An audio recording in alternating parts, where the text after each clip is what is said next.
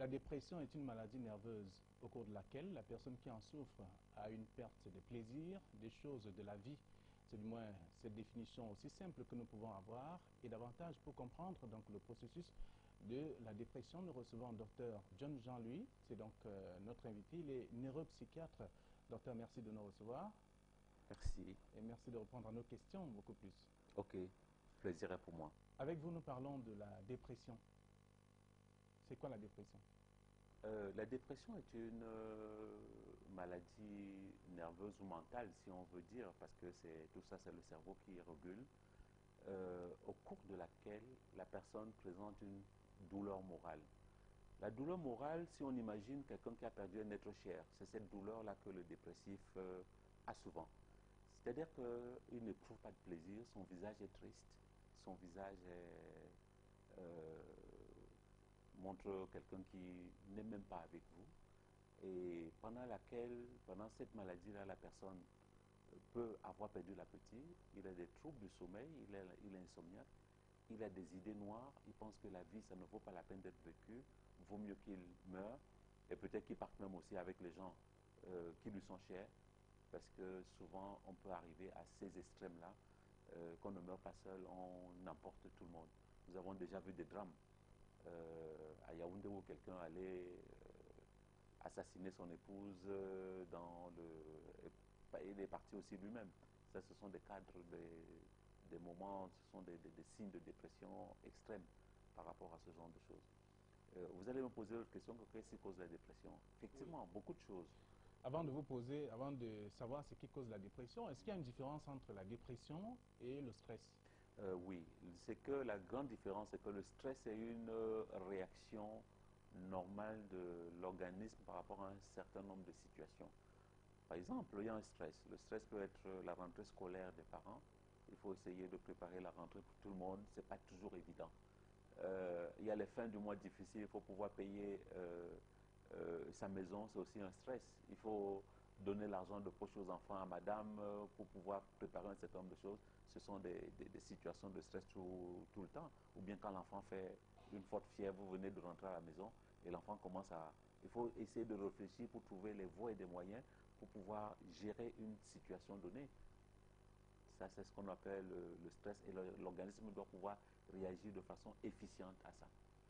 Alors, c'est ça la différence qu'il y a entre le stress et la dépression. Et puisque nous parlons de la dépression, forcément, elle commence où? Ben, la dépression commence à partir du moment où ça dure, un certain nombre de situations perdurent au niveau de l'organisme.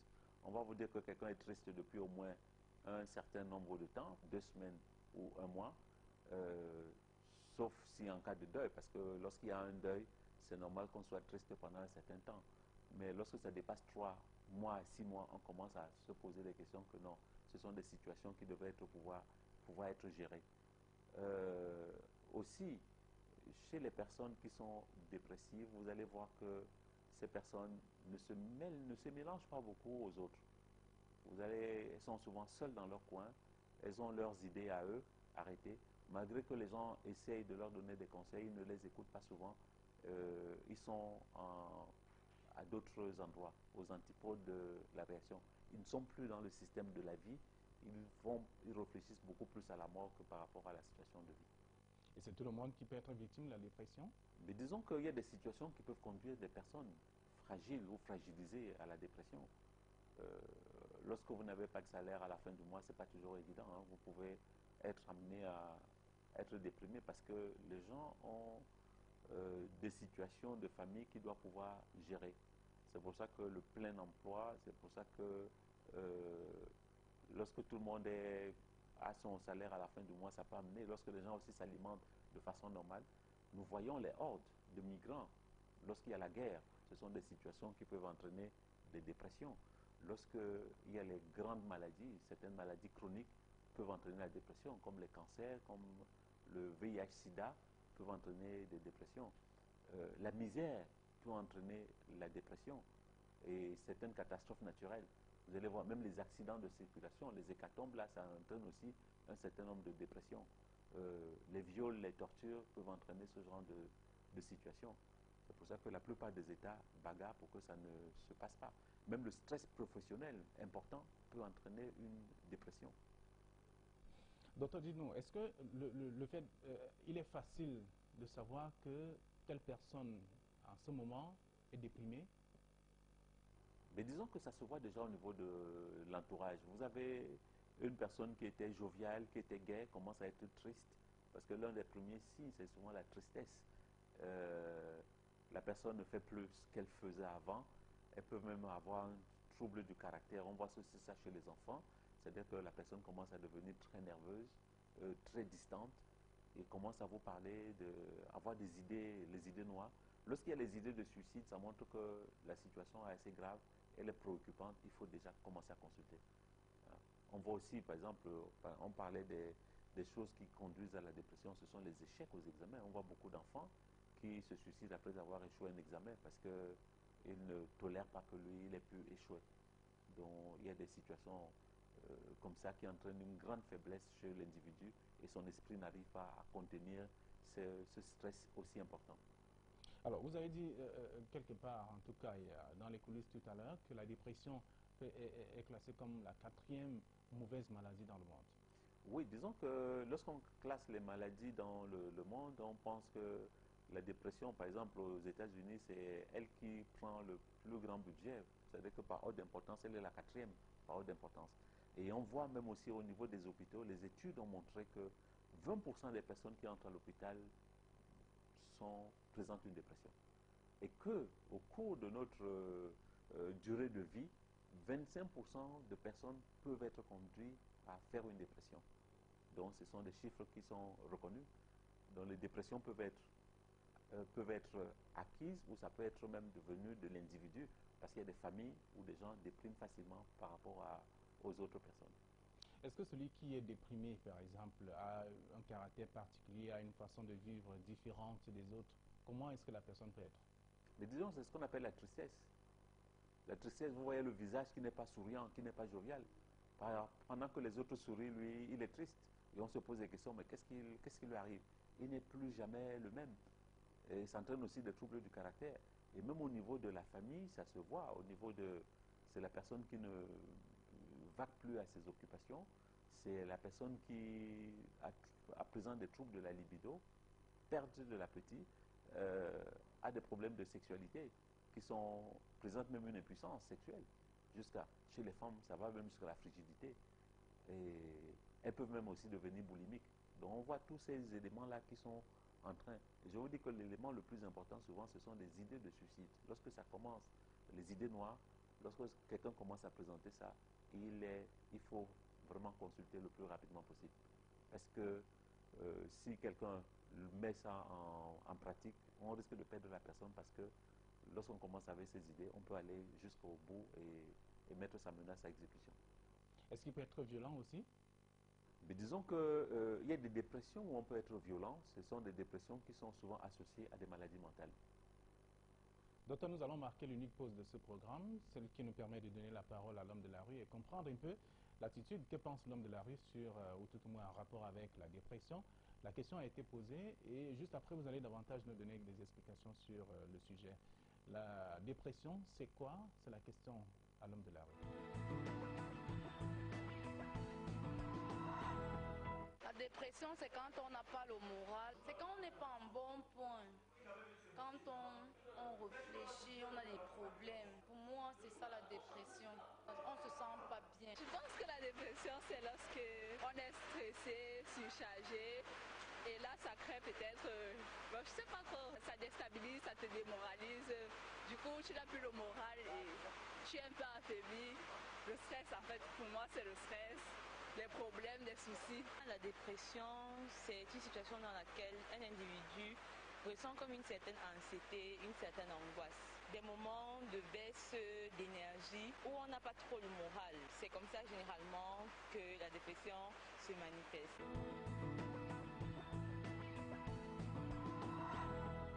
Alors, docteur, vous venez d'écouter l'homme de la rue. Quelle est votre attitude? Qu'est-ce que vous dites par rapport à cette réaction, ces différentes réactions? Mais disons que la dépression est une maladie aussi vieille que le monde. Lorsqu'on regarde les origines de la dépression, on voit le roi Saul de Tarse. C'est-à-dire que quand il était tellement déprimé qu'il a... c'est écrit dans la Bible. Hein. Quand on voit son attitude, on voit l'attitude de quelqu'un qui a vraiment dans une grande dépression. Et on voit aussi que quand on lit le livre de Job, on voit tout ce que Job a perdu, toute la souffrance qui était là et comment les gens se moquaient de lui. On voit que Job était dans une très grande dépression avant qu'on le restaure et qu'il se rétablisse et qu'il commence à trouver de la joie. Effectivement, beaucoup de gens ont toujours pensé que la dépression était une maladie, une maladie de chez nous, mais cette maladie existe bel et bien chez nous parce que je dis toujours qu'on regarde, pour connaître la dépression, on regarde quelqu'un aller assister à une séance à des obsèques. Vous voyez à la levée du corps, vous voyez tout ce qui se passe, vous regardez les visages, les masques dans les visages, au moins des visages des personnes, et vous voyez que ces visages-là reflètent vraiment une attitude de quelqu'un qui est dans la souffrance, qui n'est pas bien et qui a même perdu le sommeil parce que quand vous avez un deuil, vraiment vous ne dormez pas beaucoup et vous êtes presque dans le désespoir. Et c'est cette maladie-là, la dépression, c'est qu'on est dedans, on arrive à se sortir d'une situation donnée et ces attitudes-là, beaucoup pensent qu'on lance. Effectivement, vous savez, dans les cultures africaines, la maladie ne vient pas seule, il y a toujours quelqu'un qui accompagne. Mais même si on lance la maladie ou bien elle vient de n'importe comment, on peut soigner, il y a des médicaments pour pouvoir soigner ça. Et lorsqu'on est soigné, on peut être guéri à plus de 90%.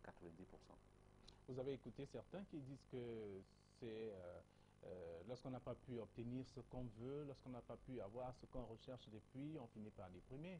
C'est également la vie de l'homme de la rue. Mais disons, mais là, l'homme de la rue, il a raison. Lorsque vous attendez un salaire et qu'on ne vous paye pas au bout de 2-3 mois, nous avons vu des gens qui se sont fâchés à un certain endroit, qui ont attendu leur salaire pendant 2 ans et ils disaient qu'ils n'arrivaient même plus à payer la scolarité de leurs enfants. Qu'est-ce que vous voulez? Ça, c'est normal. Il faut que chaque personne qui travaille doit mériter un salaire. Et ce salaire-là, c'est très important qu'on donne ça aux individus. Ça permet de faire que socialement, les gens aussi se portent bien. Sinon, ils vont aller prendre ça où? Et chacun a des objectifs de vie, chacun a des objectifs de famille. Lorsque vous avez des enfants qui vont à l'école et ils finissent l'école et ils sont tous au chômage, vous n'êtes pas du tout heureux. Hein. C'est quelque chose qui est difficile. Nous voyons des familles endeuillées par rapport à ce qui se passe au niveau à l'extrême nord de notre pays. Toutes ces guerres que la horde de Boko Haram nous a apportées ici dans notre pays, vous voyez ces gens-là, ils ont perdu leur maison, ils ont perdu leurs champs, ils ont perdu beaucoup de biens et des personnes chères, qui leur sont très chères. Et ces personnes, si vous les voyez, elles ne sont pas dans la gaieté. C'est difficile. C'est pour ça qu'ils ont besoin que tout le monde essaie de les aider et que tout le monde essaie de les secourir. Docteur, est-ce que le fait de voir quelqu'un marcher seul dans la rue, parler, est une forme de dépression également?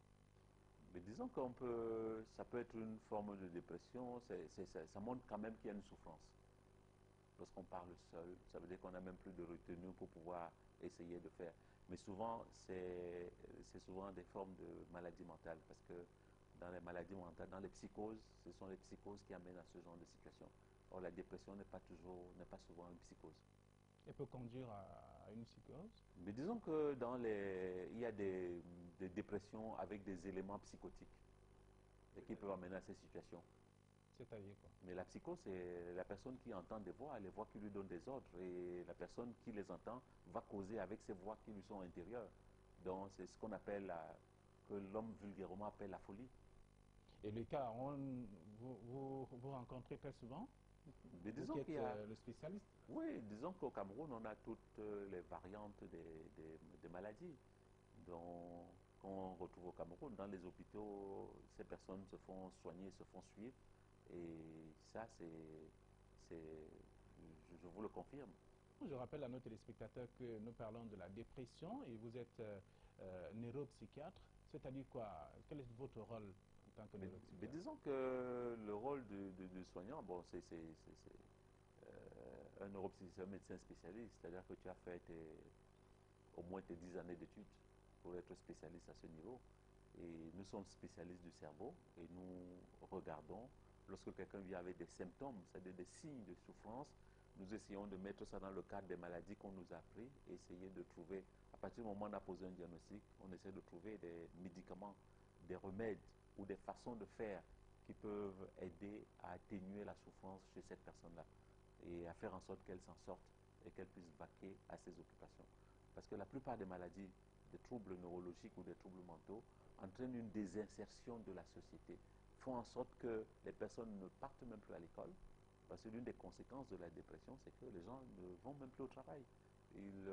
Ça entraîne une très grosse déperdition.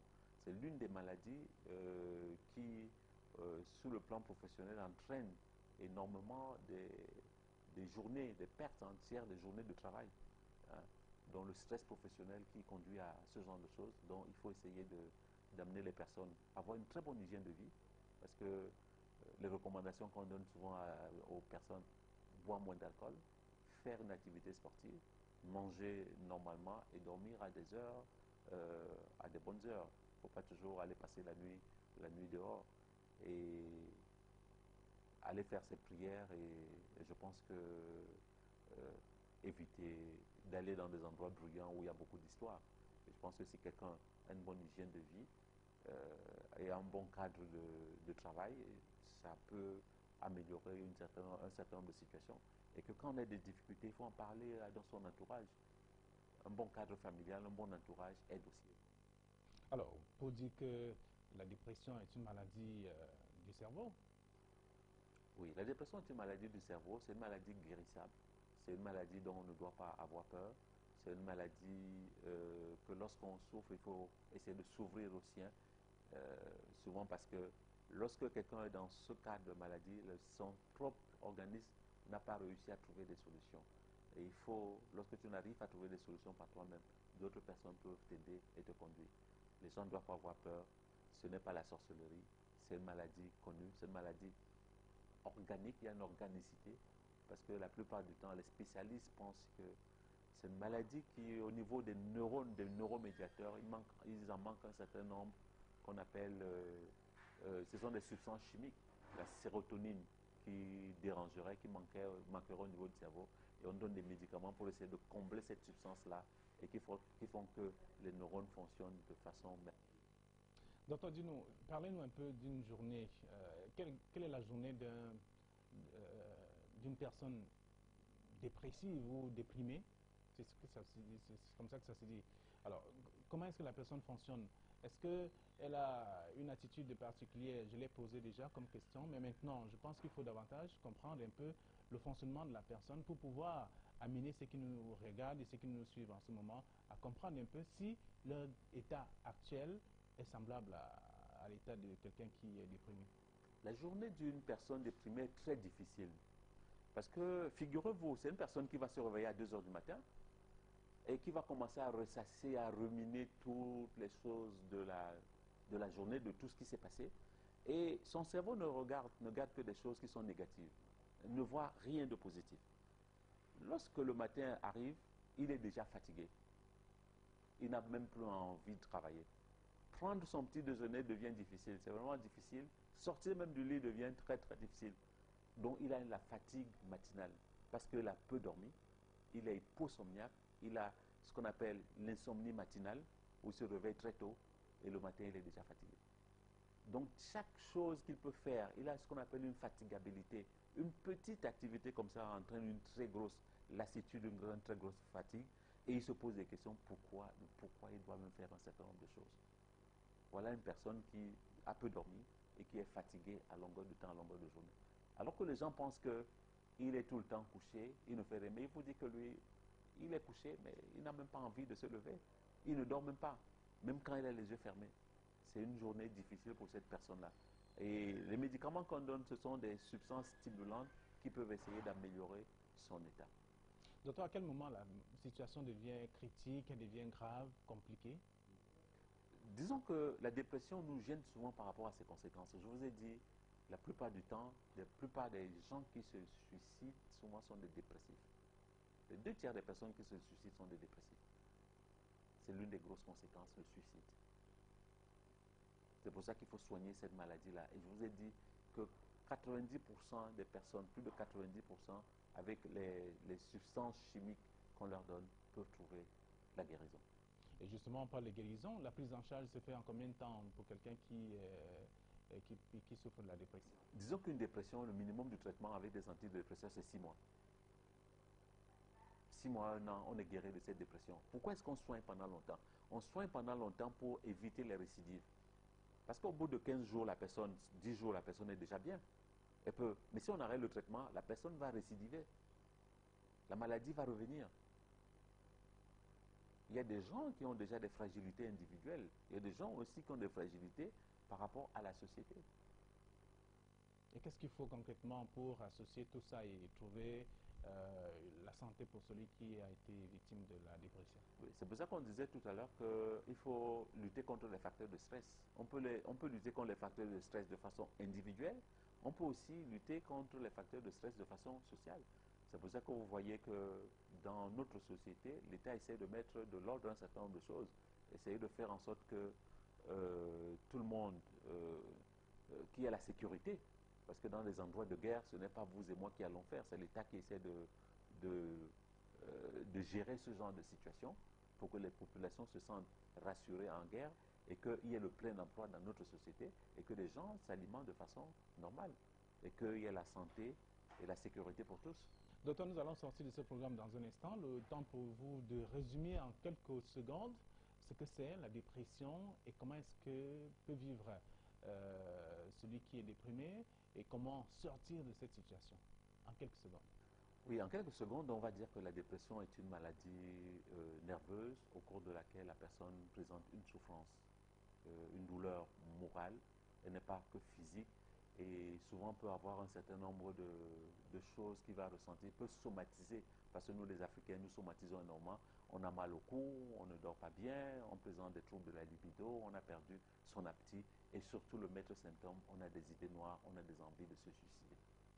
Alors, bon, maintenant, il y a toutes les possibilités de sortir de cette situation en faisant du sport. Vous avez évoqué tout à l'heure. Oui, disons que dans le traitement, lorsque la dépression est simple, le sport seul peut pouvoir aider et un bon entourage familial. Lorsqu'elle est modérée ou qu'elle est sévère, il faut mettre des médicaments et on fait la psychothérapie. La psychothérapie, c'est le traitement de l'âme par l'âme, c'est-à-dire que aider quelqu'un à gérer un certain nombre de situations données parce que lui, il se trouve en incapacité de pouvoir le faire. Ce n'est pas pour relancer le débat, en tout cas, ou encore que pour allonger l'émission. Juste en 30 secondes, est-ce que au sein de l'entreprise, dans votre entreprise par exemple, pour celui qui vit le stress au quotidien, peut finalement tomber dans le coup de la dépression? Oui, tout le monde peut tomber dans le coup de la dépression. C'est pour ça que lorsqu'on parle des choses qu'on lance, nous, je vous ai dit, il y a un traitement chimique, mais aussi un traitement spirituel. La psychothérapie est un traitement spirituel. Et les psys savent bien le faire. On n'a pas toujours besoin d'aller à l'église pour pouvoir le faire. Nous savons très bien le faire. Savoir comment on peut aider l'âme, comment on peut aider l'esprit à mieux gérer les situations spirituelles. Même si de temps en temps on pense que c'est une affaire de sorcellerie, quoi. On vous trouve un peu bizarre. Mais disons que même la sorcellerie, c'est une pensée.